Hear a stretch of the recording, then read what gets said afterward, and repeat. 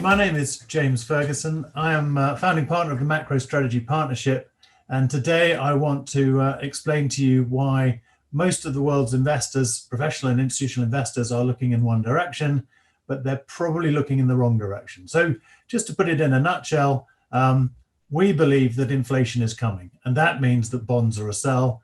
It means that commodities are an outstanding buy, possibly the best for a generation, especially if you're a long-term investor. And there's also a very exciting opportunity for the UK, especially given how pessimistic everyone is. So I'm going to start off this presentation with a pretty long-term chart. This is a chart of the last 30 years or so in the US of money supply, broad money supply. They stopped publishing the broad money supply data in February 2006, but I've got a pretty reasonable proxy, as you can see, that fits up with what they used to publish. And what we're really talking about here in this whole presentation is this enormously sharp upward rise in money supply. Everybody else looking at this is taking a very consensus view. After a recession, you then get a long period where Keynesian economists think that you have an output gap, what they call an output gap. You can't measure it, but basically an underutilization of the economy's capacity.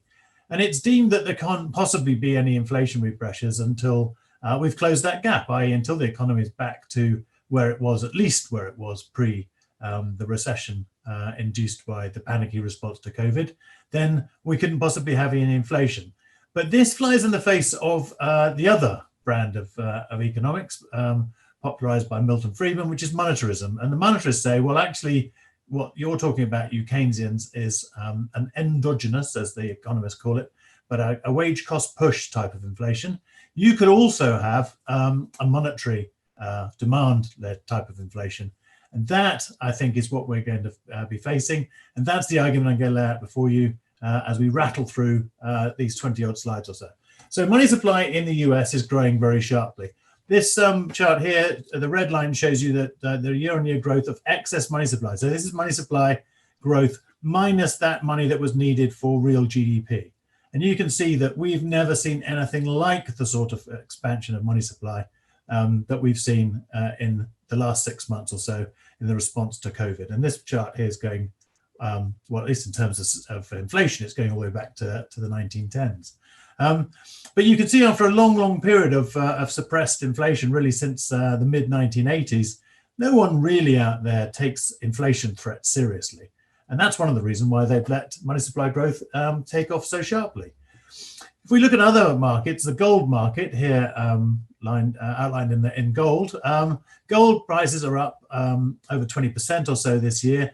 That usually indicates that inflation, or at least gold investors think that inflation should be north of 3%. At the moment, it's only about 1%, and most of the bond market in the US remains very complacent about that.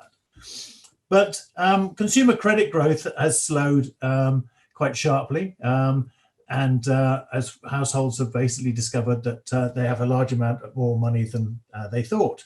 And as a consequence of having a large amount of money, although they're not allowed out to go and spend it on services like the leisure and entertainment businesses and the hospitality industry, they are able to stay at home and order things on the internet. And that means ordering things that need to be shipped in from China in containers. And this is the Shanghai Containerized Freight Index, which is the price that's being paid for container shipments. And this is the first really strong indicator that we might have an inflationary issue. All the money sitting in American household deposit accounts, some of it's starting to be spent. And where it is being spent, it means that the retailers, particularly the internet retailers, have sold out. And therefore they're having to stock up from China, and that is causing a logjam at the container ports. Another reason why the household sector is actually enjoying this environment, at least financially speaking, is because the bond market, playing by the normal rules that a recession means that we're looking at deflationary pressures, that has shot up. What you're seeing here in dark blue is the yield. The yield always moves in the opposite direction to the price. So when you see the yield going down, that means the price of bonds has shot up to an all-time high.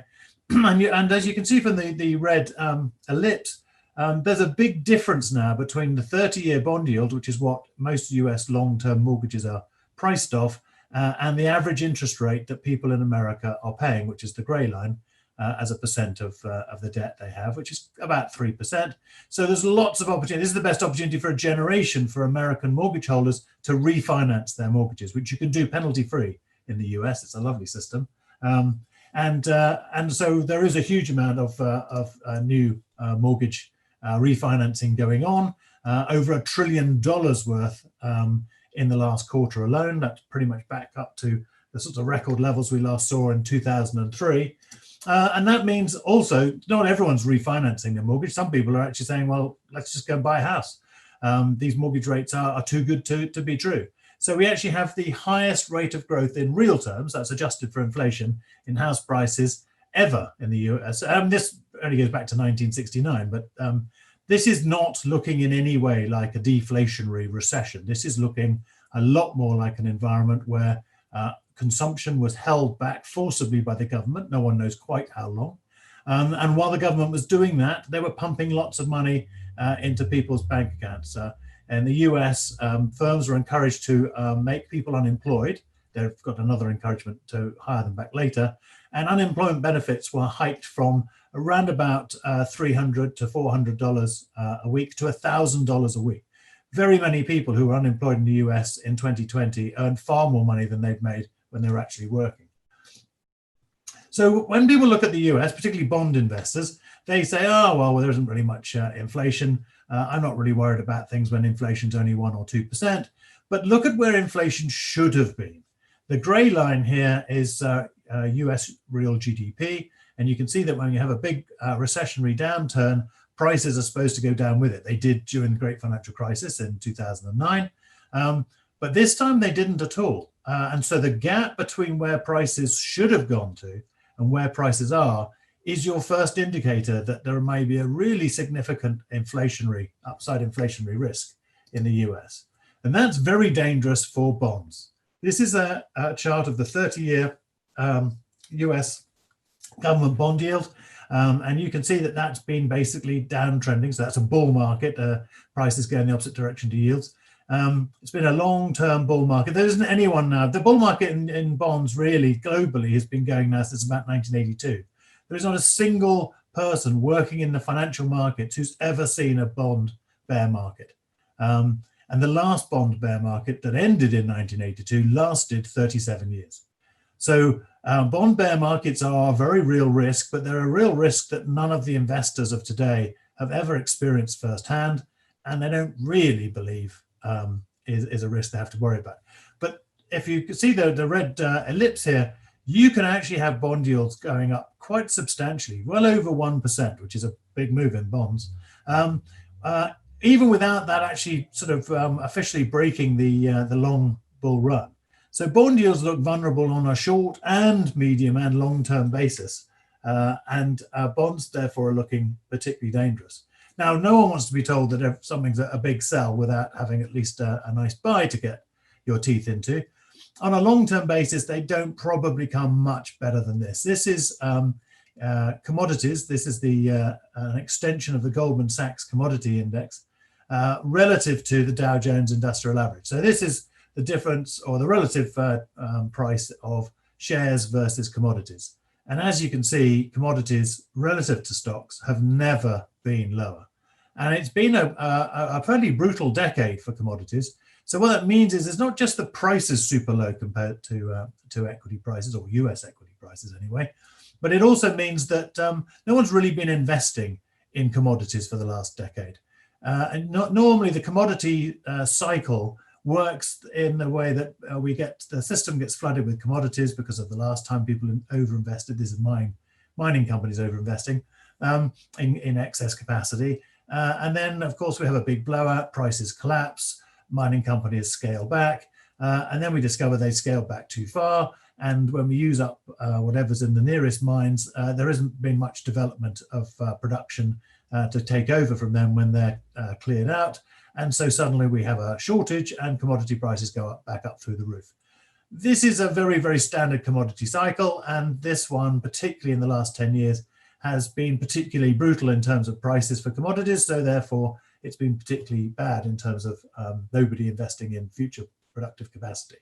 So if bonds look like a terrible sell or a really strong sell, commodities look like an outstanding buy, particularly for people who take a very long-term investment view and are quite happy to say to buy now and wait for the next 10 years. But it should be a very profitable 10 years. Now I want to move on to looking at the UK, and by doing that I want to firstly just explain that there is a way out of the self-inflicted sort of crisis we've got ourselves in.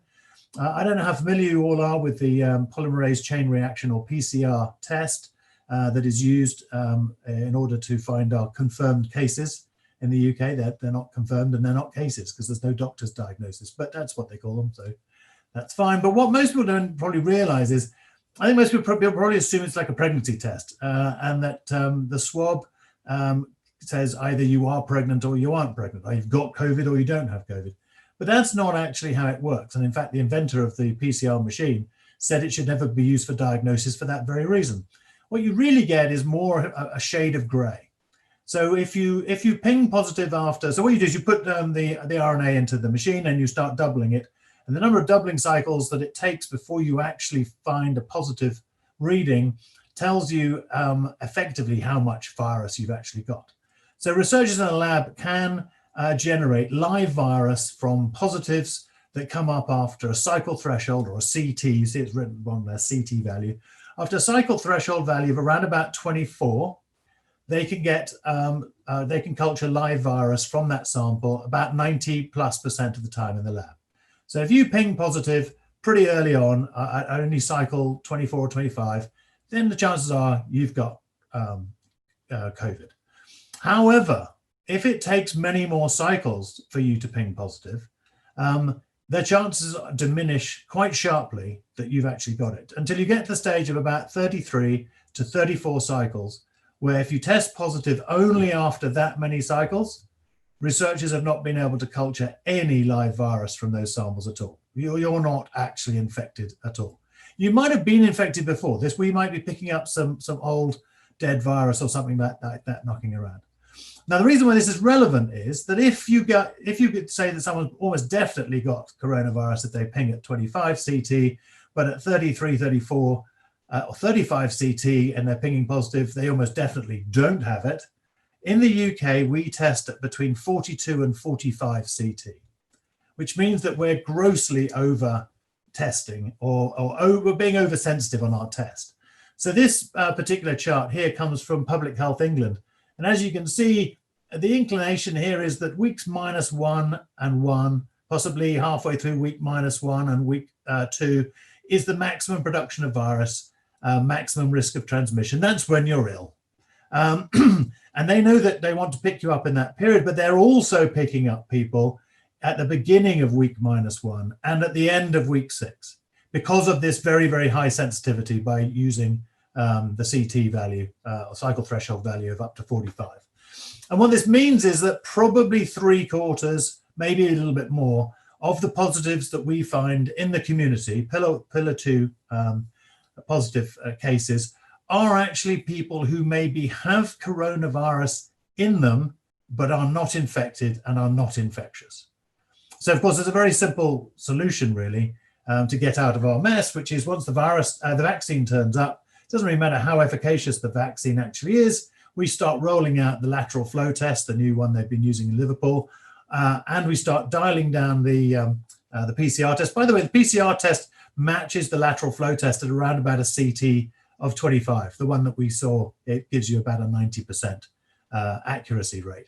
So very good reasons for basically doing that, rolling out mass testing and dialing it the sensitivity back down, and bingo, something like 75 to 80% of the positives will just disappear.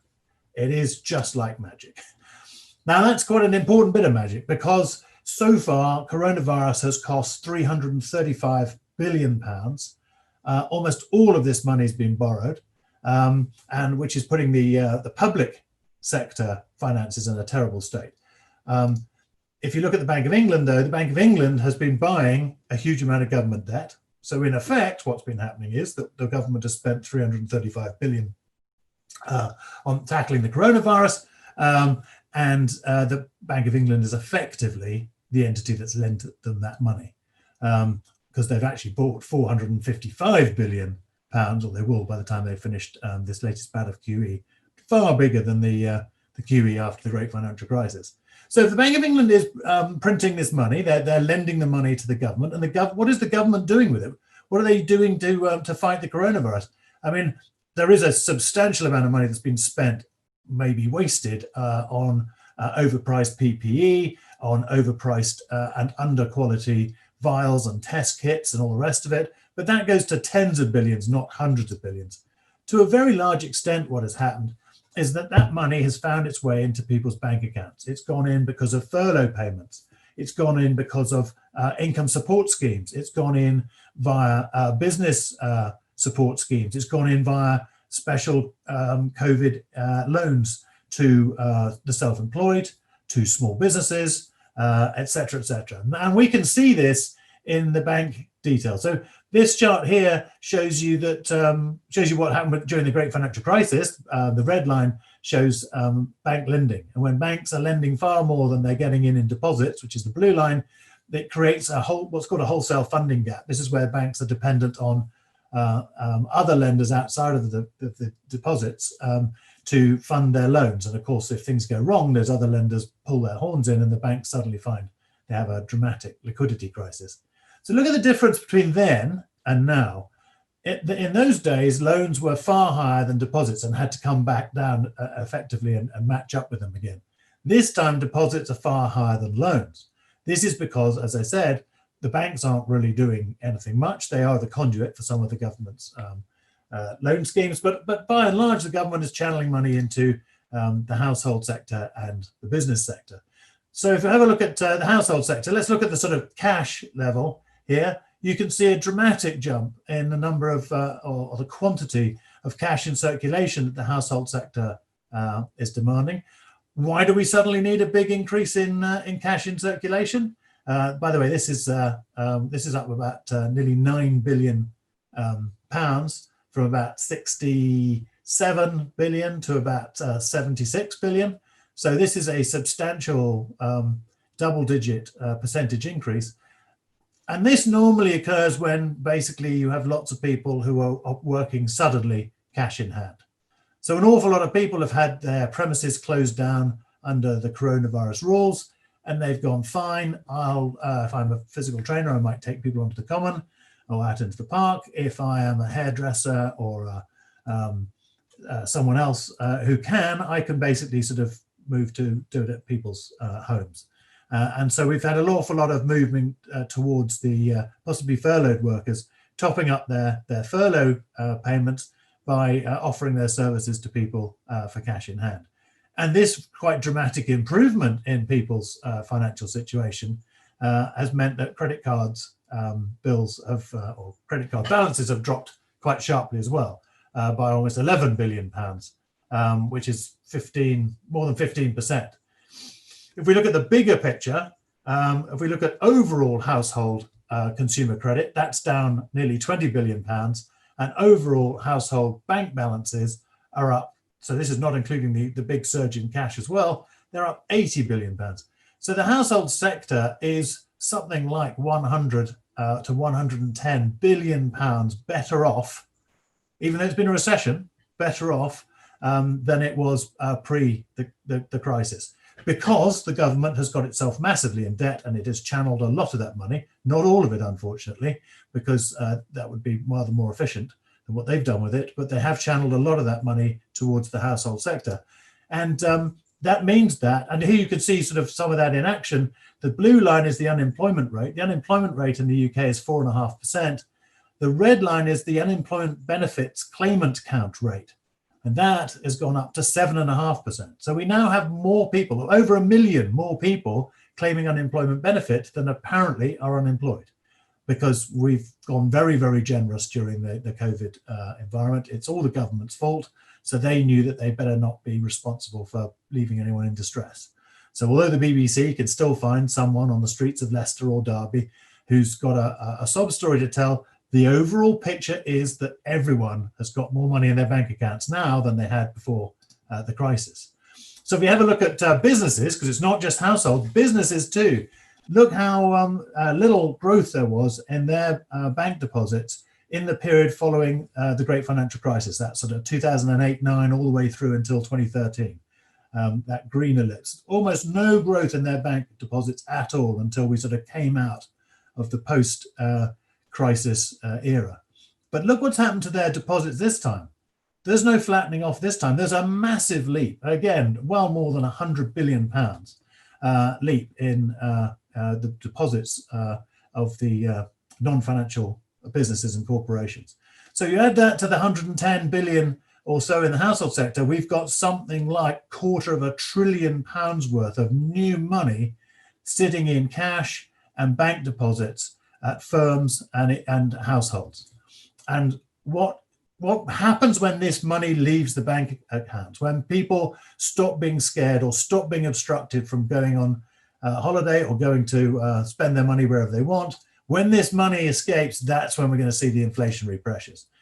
Some of that money is already electing to move early because the stamp duty holiday runs out at the end of March, and house buyers don't want to run the risk of missing out on that opportunity, especially those obviously under £500,000, which is where the stamp duty holiday occurs.